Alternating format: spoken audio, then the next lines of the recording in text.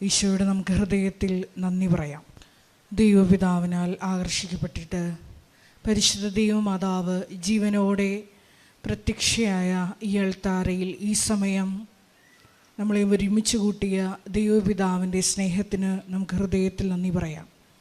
2004 December 7 ഉച്ചകഴിഞ്ഞ് 2:30 ഇതുപോലൊരു ആരാധന മധ്യേയാണ് ദൈവമാതാവ് സമയഘടികാരം നെഞ്ചിൽ ചാർത്തി ഈ അൾത്താരയിൽ പ്രത്യക്ഷയായിക്കൊണ്ട് ദുരന്തം ഉണ്ടാകുവാൻ പോകുന്നു, പ്രാർത്ഥിക്കണമെന്ന വലിയ ദൈവിക സന്ദേശം കൈമാറിയത്. ജീവിതത്തിൻ്റെ വലിയ ദുരന്തമുഖങ്ങളിലായിരുന്നു കൊണ്ടാണ് നമ്മളും പരിശുദ്ധ അമ്മ ജീവനോടെ പ്രത്യക്ഷപ്പെട്ട ഈ ആലയത്തിൽ വന്ന് മരിയൻ ഉടമ്പടി എടുത്തുകൊണ്ട് ഈശോയുടെ കരുണയ്ക്ക് വേണ്ടി ദൈവപിതാവിൻ്റെ വലിയ കരുതലിന് വേണ്ടി നോക്കി പാർക്കുന്നത്. ഈ ധ്യാനം നയിക്കുവാൻ പോകുന്ന കൃപാസനത്തിൻ്റെ സ്ഥാപക ഡയറക്ടറായ ബഹുമാനപ്പെട്ട VP ജോസഫ് അച്ഛനെ ദൈവപിതാവിൻ്റെ കരങ്ങളിൽ സമർപ്പിച്ച് നമുക്കൊരു നിമിഷം പ്രാർത്ഥിക്കാം. ഈശോയെ, ഈ ആരാധനയിലൂടെ നീളം നീ തന്നെ അച്ഛനിലൂടെ ഞങ്ങളോട് സംസാരിക്കണമേ എന്ന് പ്രാർത്ഥിക്കുന്നു. മരിയൻ ഉടമ്പടി നിബന്ധനകൾ വിശ്വസ്തതാപൂർവം ദൈവസ്നേഹത്തോടെ പാലിക്കുവാനുള്ള അധിക അഭിഷേകം ഈ ആരാധനയിലൂടെ ഞങ്ങൾക്ക് നൽകണമേ എന്ന് പ്രാർത്ഥിക്കുന്നു. മരിയൻ ഉടമ്പടിയിൽ വന്നുപോയിട്ടുള്ള എല്ലാ പാകപ്പിഴകളും പരിഹരിക്കുവാൻ ഈശോയെ അധിക ബലം ഈ ആരാധനയിലൂടെ ഞങ്ങൾക്ക് നൽകണമേ എന്ന് പ്രത്യേകമായിട്ട് പ്രാർത്ഥിക്കുന്നു. 2015 മുതൽ കൃപാസനത്തിൽ വന്ന് മരിയൻ ഉടമ്പടി എടുത്തു പോയിട്ടുള്ള മുഴുവൻ മക്കളെയും അൾത്താരയിൽ സമർപ്പിച്ചുകൊണ്ട് ദിവ്യകാരുണ്യനാഥനെ വരവേറ്റുകൊണ്ട് നമുക്ക് ഇരുകരങ്ങളും ഉയർത്തി ശക്തമായി സ്തുതിക്കാം. Hallelujah, hallelujah, hallelujah. യേശുവേ, ഈ ആലയത്തിൽ നിന്റെ ശക്തി ഈ സമയം പ്രകടമാക്കണമേ എന്ന് പ്രാർത്ഥിക്കുന്നു. Hallelujah, hallelujah. മഹത്വം, മഹത്വം, ആരാധന, ആരാധന, ദൈവപിതാവേ, ആരാധന, ദൈവപിതാവേ, മഹത്വം, മഹത്വം, മഹത്വം, ആരാധന, ആരാധന, ഹല്ലേലൂയ, ഹല്ലേലൂയ, ഹല്ലേലൂയ. പരിശുദ്ധ പരമദിവ്യകാരുണ്യത്തിന് നേരവും ആരാധനയും സ്തുതിയും പുകഴ്ചയും ഉണ്ടായിരിക്കട്ടെ. പരിശുദ്ധ പരമദിവ്യകാരുണ്യത്തിന് നേരവും ആരാധനയും സ്തുതിയും പുകഴ്ചയും ഉണ്ടായിരിക്കട്ടെ. പരിശുദ്ധ പരമദിവ്യകാരുണ്യത്തിന് നേരവും ആരാധനയും സ്തുതിയും പുകഴ്ചയും ഉണ്ടായിരിക്കട്ടെ. ഈശോയിൽ ഏറ്റവും പ്രിയപ്പെട്ടവരെ, നിങ്ങൾ അച്ഛന് വേണ്ടി പ്രാർത്ഥിക്കണം. അതിൻ്റെ പ്രധാനപ്പെട്ട കാരണങ്ങൾ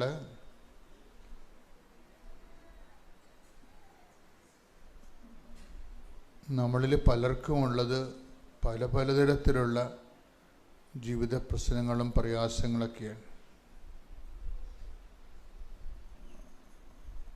അപ്പോൾ സുവിശേഷത്തിൻ്റെ ധ്യാനങ്ങൾ എല്ലാം തന്നെ മനുഷ്യനെ അതാത് കാലത്ത് അവൻ അനുഭവിക്കുന്ന പ്രയാസങ്ങളെ തരണം ചെയ്യാൻ വേണ്ടി അവനെ എക്വിപ്പ് ചെയ്യുന്നതാണ്.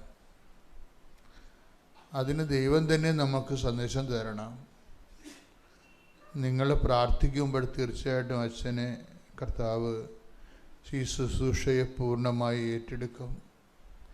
മാതാവിൻ്റെ പ്രത്യക്ഷീകരണ സന്നിധാനത്തിലാണ് നിൽക്കുന്നുവെന്നുള്ളതാണ് എൻ്റെ മറ്റൊരു ധൈര്യം. കാര്യം ഈ ഉടമ്പടിയെല്ലാം പുതിയ കാര്യങ്ങളാണ്.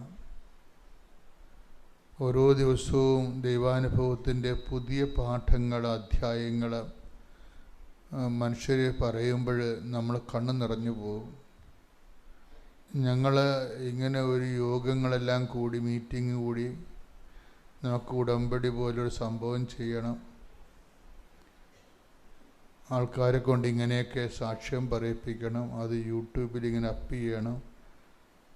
ദൈവം സാക്ഷിയായിട്ട് ഇന്ന് വരെ ഇവിടുത്തെ ഒരു ആധ്യാത്മിക കാര്യങ്ങൾക്കും ഞങ്ങൾ ബുദ്ധിപരമായ മീറ്റിങ്ങുകൾ കൂടുകയോ ചർച്ച ചെയ്യുകയോ ചെയ്തിട്ടില്ല. നിരന്തരമായി കർത്താവിൻ്റെ തിരുസന്നിധിയിൽ സത്യസന്ധമായി നിൽക്കും. ആവുന്നത്രോളം കർത്താവിൻ്റെ വചനങ്ങൾ അനുസരിച്ച് ജീവിക്കാൻ നോക്കുകയും മറ്റുള്ളവർ ജീവിക്കാൻ പഠിപ്പിക്കുകയും ചെയ്യും. അപ്പോൾ ദൈവത്തിന് ഞങ്ങളോട് തോന്നിയ ഈ ശുശ്രൂഷ വേദിയോടും അതിൻ്റെ കമ്മിറ്റഡ് ആയിട്ടുള്ള ആൾക്കാരോടും തോന്നിയിട്ടുള്ള ഒരു കരുണയാണ് കൃപാസനം എന്ന് പറഞ്ഞ് ഇന്ന് ലോകത്ത് മുഴുവൻ മനുഷ്യരെ അഭയം പ്രാപിക്കുന്ന ഇടമെന്ന് പറയണം. അപ്പം അതുകൊണ്ട് തന്നെ ഇതെല്ലാം എൻ്റെ സഹോദരങ്ങളെ, ഇതിൻ്റെ അകത്തൊരു ഗിമിക്സുകളോ അല്ലെങ്കിൽ പൊടിക്കൈകളോ ഒന്നും സാധ്യമല്ല. അതെല്ലാം പറ്റിപ്പ് പരിപാടികളാണ്. ദൈവത്തിൻ്റെ പേരിൽ എന്തെങ്കിലും അഭ്യാസം കാണിച്ച് ജനങ്ങളുടെ കണ്ണിൽ പൊടിയിട്ട് ഒരു സിറ്റുവേഷൻസ് ക്രിയേറ്റ് ചെയ്യണം. അതിനൊക്കെ വേറെ ലക്ഷ്യങ്ങളാണ് ഉള്ളത്. ദൈവരാജ്യത്തിൻ്റെ ലക്ഷ്യങ്ങളല്ല. ദൈവരാജ്യത്തിൻ്റെ ലക്ഷ്യമെന്ന് പറയുമ്പോൾ ദൈവരാജ്യം എപ്പോഴും വരണ ശക്തിയിലായിരിക്കും, അത് അടയാളങ്ങളിലൂടെ ആയിരിക്കും. നിങ്ങളിന്ന് കൃപാസനത്തിൽ അനുദിനം പറഞ്ഞു കൂട്ടുന്ന എല്ലാം നമ്മളിൽ പ്രവർത്തിക്കുന്ന, നമ്മളിലേക്ക് വന്നുകൊണ്ടിരിക്കുന്ന ദൈവാധിപത്യത്തിൻ്റെ അടയാളങ്ങളാണ്. അതുകൊണ്ട് തന്നെ ദൈവാധിപത്യം ഒരു വിഷയം. ഇപ്പം നമ്മൾ ദൈവാധീനം എന്ന് പറയണത് പ്രോവിഡൻസാണ്. പ്രോവിഡൻസ് ഒരു കിൻഡർ ഗാർട്ടൻ ഏർപ്പാടാണ്. ദൈവപരിപാലനം എന്നൊക്കെ പറയും. അതിൻ്റെ മച്ചുറായിട്ടുള്ള ഫോം എന്ന് പറയുന്നത് ദൈവാധികാരമാണ്. ദൈവാധീനമല്ല, ദൈവാധികാരം. ഒരു വ്യക്തി ക്രമേണ ദൈവാധികാരത്തിൻ്റെ കീഴിലാകും. അപ്പോൾ ദൈവരാജ്യമാകും. അതാണ് സ്വർഗസ്ഥനായ ഞങ്ങളുടെ പിതാവേ, അങ്ങയുടെ നാമം പൂജിതമാകണമേ, അങ്ങയുടെ രാജ്യം വരണമേ. അപ്പം ദൈവരാജ്യം എന്ന് പറഞ്ഞത് എന്താണ്? ഒരു വ്യക്തി, the kingdom of God where God reigns. എവിടെയാണ് ദൈവത്തിന് അധികാരമുള്ളത്? ഇപ്പം ഞങ്ങളെപ്പോലെയുള്ള പ്രഘോഷകരുടെ ലക്ഷ്യം എന്താണ്? ജനതയെ ദൈവാധികാരത്തിൽ അടിസ്ഥാനപ്പെടുത്തുക. അപ്പം ഞങ്ങളെപ്പോലുള്ളവരുടെ പ്രാർത്ഥന എന്തായിരിക്കും? കർത്താവേ, എനിക്ക് പ്രാർത്ഥിക്കാനോ പ്രസംഗിക്കാനോ വേണ്ട വിധം പ്രവർത്തിക്കാനോ കഴിയത്തില്ല. അതുകൊണ്ട് നീ ഞങ്ങളെ ഉപകരണമാക്കിക്കൊണ്ട് ജനങ്ങളെ ദൈവാധിപത്യത്തിലേക്ക് കൊണ്ടുവരണമെന്ന് പ്രാർത്ഥിക്കും. നിങ്ങളുടെ വസ്തു വിറ്റ് മാറണമേ, നിങ്ങളുടെ മക്കളെ കെട്ടിക്കണമേ, നിങ്ങൾക്ക് വിസ പുതുക്കി കിട്ടണമേ. ഇങ്ങനെയൊന്നും കാറിക്കൂയൊന്നും ഞങ്ങളാരും പ്രാർത്ഥിക്കത്തില്ല. പ്രാർത്ഥന ഇടയ്ക്ക് വല്ലതും പറയുമെന്നേ ഉള്ളത്. പക്ഷെ ഞങ്ങൾ പ്രാർത്ഥിക്കുന്നതും പഠിപ്പിക്കുന്നതും എല്ലാം എന്താണ്? ജനങ്ങളെ ദൈവാധിപത്യത്തിൽ കൊണ്ടുവരണമേ. ജനങ്ങളെ ദൈവാധിപത്യത്തിൽ കൊണ്ടുവന്നാൽ നമ്മൾ ദൈവത്തിൻ്റെ മുതലായിട്ട് മാറും. അതാണ് വിഷയം. ദൈവത്തിൻ്റെ മുതലിന് സാത്താൻ തൊടത്തില്ല. അതാണ് എൻ്റെ വിജയമെന്ന് പറയണത്. ദൈവത്തിൻ്റെ ഉരുപ്പടി, ദൈവത്തിൻ്റെ അവകാശത്തെ സാത്താൻ തൊടത്തില്ല. മറിച്ച് പുറമ്പോക്ക് പൊതുമുതലിനെയാണ് ഇങ്ങനെയുള്ളത് വേറെ ആക്രമിക്കുന്നത്. നിങ്ങളെ പ്രലോഭനങ്ങളാൽ ആക്രമിക്കപ്പെടുന്നുവെന്ന് കണ്ടാൽ നിങ്ങൾ ദൈവാധിപത്യത്തിലല്ലെന്നും നിങ്ങൾ പുറമ്പോക്ക് മുതലാണെന്നും ആർക്കെങ്കിലും നിങ്ങളെ ആക്രമിക്കാവുന്നതാണ് എൻ്റെ അർത്ഥം. ദാറ്റ് മീൻസ് നിങ്ങൾ സുരക്ഷിതരല്ലെന്ന്, നിങ്ങൾ അരക്ഷിതരാണെന്ന്. അതുകൊണ്ട് തന്നെ മനുഷ്യൻ്റെ സുരക്ഷിതത്വം എന്ന് പറയുന്നത് മനുഷ്യനെ ദൈവാധിപത്യത്തിലേക്ക് കൊണ്ടുവന്ന് ദൈവത്തിൻ്റെ മുതലാക്കി മാറ്റണം. അപ്പോൾ തുരുമ്പും കീടങ്ങളും ഒന്നും നശിപ്പിക്കാത്ത, സാത്താൻ ആക്രമിക്കാത്ത, ദൈവപരിപാലനം നയിക്കപ്പെടുന്ന ദൈവത്തിൻ്റെ സ്വന്തമായി മാറും. അതുകൊണ്ടാണ് യേശുക്രിസ്തുവിൻ്റെ സ്വന്തമാകാൻ വിളിക്കപ്പെട്ടവരും എന്ന് വചനം പറയണത്. പ്രാർത്ഥിക്കുക. കർത്താവായ ദൈവമേ, ഓരോ വചന ശുശ്രൂഷയിലൂടെയും ഞങ്ങളെ ക്രിസ്തുവിന്റെ സ്വന്തമാകാനുള്ള വിളി, തിരിച്ചറിഞ്ഞ് ജീവിക്കാനുള്ള ത്വര ഞങ്ങൾക്ക് അഭിഷേകമായി നൽകണമേ. ഞങ്ങൾക്ക് അഭിഷേകമായി നൽകണമേ.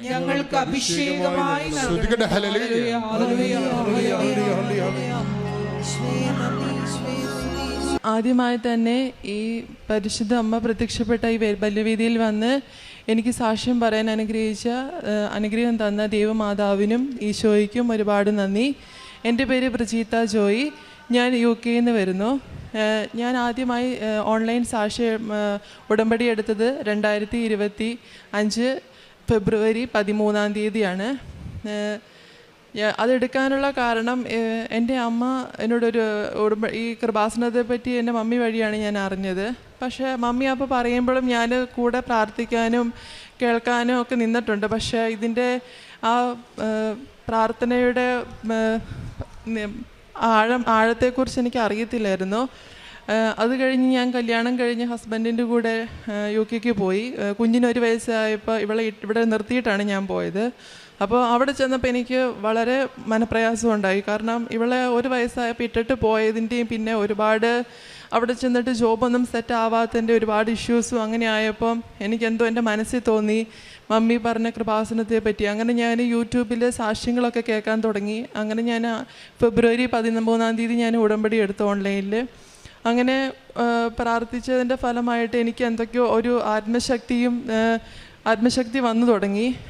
സങ്കടങ്ങളൊക്കെ മാറി എന്തൊക്കെയോ ശരിയാവുന്ന പോലെയൊക്കെ തുടങ്ങി.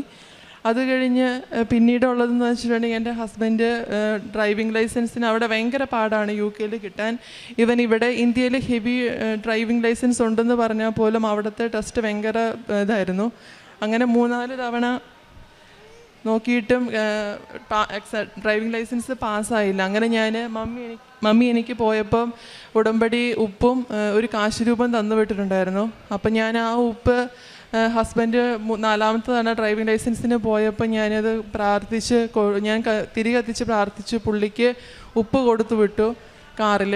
അങ്ങനെ ഞാൻ അന്ന് ട്രസ്റ്റിന് പോയി തിരിച്ച് വന്നത് പാസ്സായിട്ടാണ് വന്നത്. അത് വളരെ ഒരു അനുഗ്രഹമായിട്ടാണ് തോന്നിയത്. കാരണം 3-4 തവണ ടെസ്റ്റിന് പോയിട്ടും 1-2 മൈന്യൂട്ട് മിസ്റ്റേക്കിന് അതവർ ഫെയിലാക്കിയത്. പക്ഷേ ഈ ഉപ്പ് ഉപയോഗിച്ചത് വഴി ആ 4ാമത്തെ തവണ ചൈന ഡ്രൈവിംഗ് ലൈസൻസ് പാസ്സായി. അതുപോലെ തന്നെ പോയി 1 കൊല്ലം കഴിഞ്ഞ് നവംബർ ആയപ്പോൾ ഞങ്ങൾ തിരിച്ച് വന്ന് കുഞ്ഞിനെ കൂട്ടാമെന്ന് വിചാരിച്ചാൽ പോയത്. പക്ഷേ നവംബർ ആയപ്പോഴത്തേക്കും ഇച്ചാൻ്റെ വിസയ്ക്ക് അവർ റിന്യൂവ് ചെയ്ത് കൊടുത്തിട്ടില്ല. അപ്പം എനിക്കത് എന്നെ സംബന്ധിച്ച് ഭയങ്കര എനിക്ക് സങ്കടമായി. കാരണം കുഞ്ഞിനെ കാണാതെ അങ്ങനെ മാറി നിന്നതും പിന്നെ വരാൻ പറ്റാതെയും കൂടെ ആയപ്പോൾ ഒരുപാട് ഭയങ്കര സങ്കടമായി. അങ്ങനെ ഞങ്ങൾ 2 പേരും ഉടമ്പടി ഇച്ചാനും എൻ്റെ കൂടെ ഓൺലൈനിൽ ഉടമ്പടി എടുത്ത് ഞങ്ങൾ ഒരുമിച്ച് പ്രാർത്ഥിച്ചു. അങ്ങനെ അത് ഞങ്ങൾക്ക് വിസയുടെ പ്രശ്നം മാറി. ഞങ്ങൾക്ക് വിസ എല്ലാം കറക്റ്റായി കിട്ടിയ ഡേറ്റ്. പക്ഷെ ഞങ്ങൾക്ക് വരാൻ പറ്റിയില്ല ആ സമയത്ത് നവംബറിൽ തന്നെ.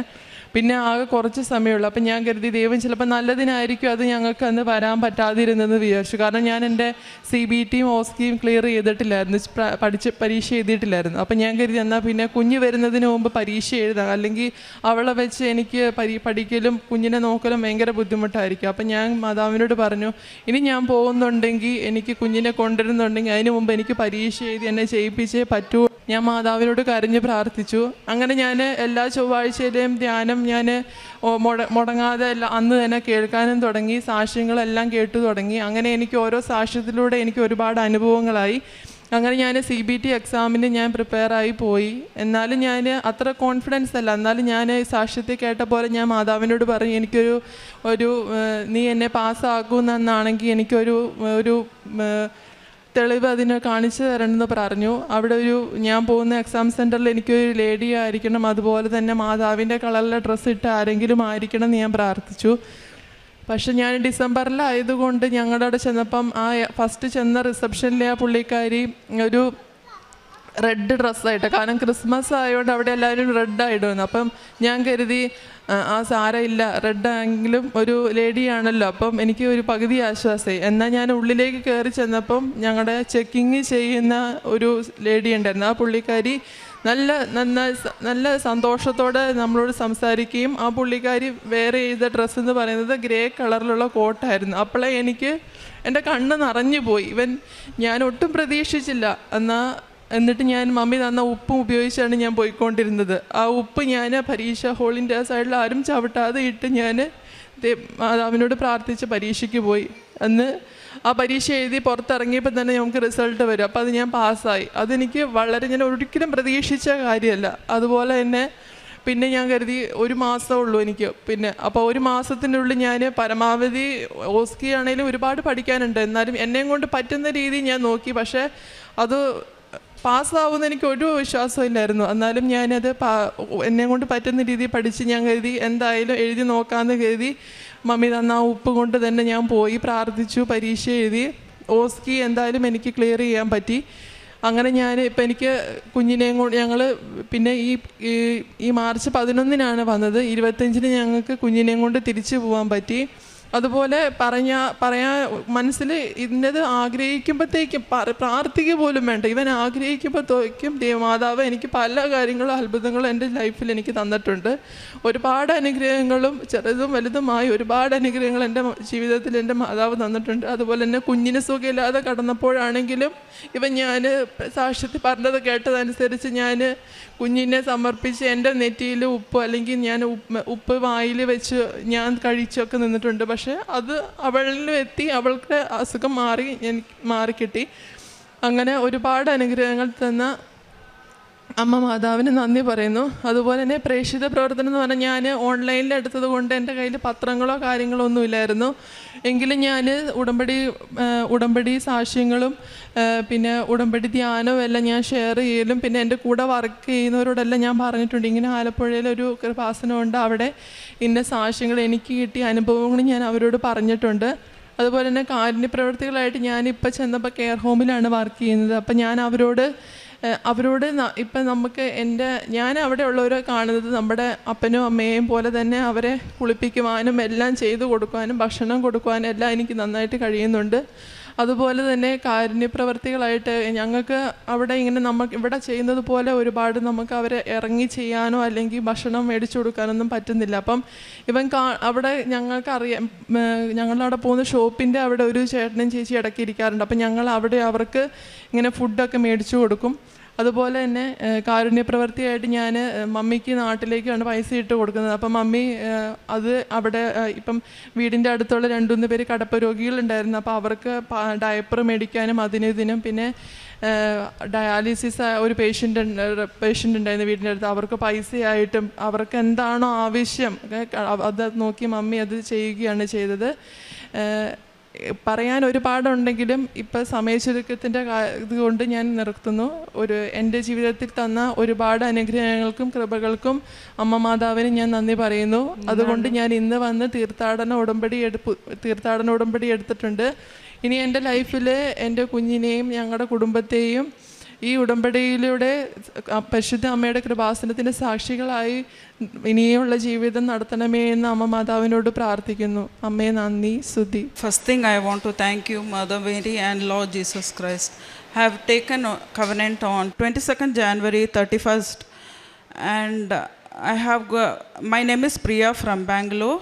I have got many blessings from Kripasanam, my Mother Mary through Jesus Christ. And I have got a first blessing. I am telling this. 8 years we had a problem in our road. We had a mud road, and from 8 years my husband and my neighbors used to go and meet MLA. So each and every time they used to tell many reasons. So final at the time of election, they went and spoke, and they said that after election they will do. And after coming home, my husband told, no, we are giving, let them do when they read. And next day morning at 7 a.m., I took holy salt and here, Kripasanam mud. I mixed together and I prayed Apostolic Creed. And I told Mother Mary, once the road is completed, I will pray rosary, whole road, and I will tell thanks. So I applied salt with mud and prayed a whole road, and at 10 a.m. the road workers have started work. That is one biggest miracle, and within 20 to 21 days our road has completed. It is not a small road, it is a U-shaped road, and all the road in that area has been completed, but only our road was pending. Each and every time it was full.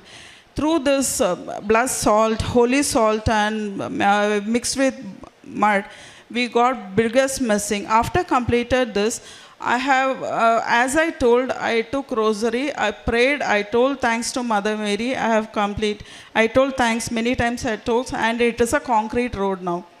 Second blessing, my daughter Sanjita, she is having 4 to 5 years, she is having periods pain. from long time. So every time I used to mention in covenant also. Then I told Mother Mary, Mother Mary, see, I have mentioned in covenant, then why it is not cured still? I am following all the Odambedis, everything, and she will get vomiting, loose motion, and stomach pain, severe stomach pain. Then finally, when I told this, I spoke to Mother Mary. After a few hours, I felt that I should do scanning. Next day, I told my husband, see, we have to do scanning. And he was telling, why this scanning? No, I told, no, we have to do. We went and done scanning. And in the scanning, it was showing left ovary, she is having cyst. Then 3 to 4 months, she took homeopathy medicine. But I was applying blessed oil and giving salt. Daily till now we are applying evening prayer, morning prayer I used to apply. Then finally she left the medicine also. Now after 1 year, now 3-4 months back, I had a stomach pain, same problem. Even I was having cyst, but I never asked Mother Mary to cure this. I used to pray for my daughter, kids and family, everything. Then from 2 months I was not having periods. So I went to doctor, and lady doctor told after 10 days, they gave medicine. They asked to come after 3 days of periods. Then I went along with that. I told my daughter also, come, almost 1 year over, we have not done scanning, come, let's see checkup. So first scanning she have done. It was in a doctor's cabin itself, and doctor saying, no, left ovary cyst is not there, it is where it is vanished. So I told she is explaining to the assistant also, see, here is the left ovary and cyst it is not unable to see. I don't know how to tell, it was a miracle, and I was shocked and happy. Then I told thanks to Mother Mary and Lord Jesus immediately and prayed thanks to the Lord. And second was scanning for me on the same day. And for me also, they told, for me also it was in a left ovary scanning. Same miracle happened for me also on spot, in a half an hour time. But before going, I applied oil and we went for scanning. So even that, for me, it got cured. Both the sisters vanished, and we got blessing from thanks to Mother Mary and Lord Jesus Christ for healing us. And third one is my son. He was having problem from my pregnancy, kidney and urine issues. So every 6 months after birth, we used to do scanning for routine checkup. So I have taken covenant on 2022. For second covenant renewal, we got a blessing to meet Father Joseph. And Father prayed him and applied oil. And after that, I thought, why should we take every 6 months scan? Let me drop. Then we forgot that point also. Now 4-5 months back, even we all had some issues in this 4-5 months even. And I took my son, he was having urine pain, urine problems, stomach pain, severe stomach pain. Then we remembered that, we dropped the scanning, let's check up. First we went to doctor, they said that you have to do normal scan. Then again they said one more scan. Then third one, it was a 4-hour scan. Each and every scan, I used to put salt, I used to apply oil to him, I used to pray I used to tell the rosary and pray like anything. But fine, and doctor said that third report, they said, see, looking this third report, we have to do operation. It is a 10% chance to do operation because the urine tube, it is like knot. So how many holes it is there, we doesn't know. Even 2 scans, they are not able to find. Third scan, they said that not required operation and holes are clear. Only the checkup is weekly, yearly once, one checkup they asked to us. So even that, we got a very miracle that the operation has been skipped. And thank you to my Mother Mary and Lord Jesus Christ. And spiritual, from morning prayer, evening prayer, and weekly once covenant, weekly once prayer, till now, from 2022 till now, I am following everything. And half an hour Bible reading. And I used to bless this newspaper. I will buy newspaper. I used to give to church, whoever are Hindus, because I am a Hindu.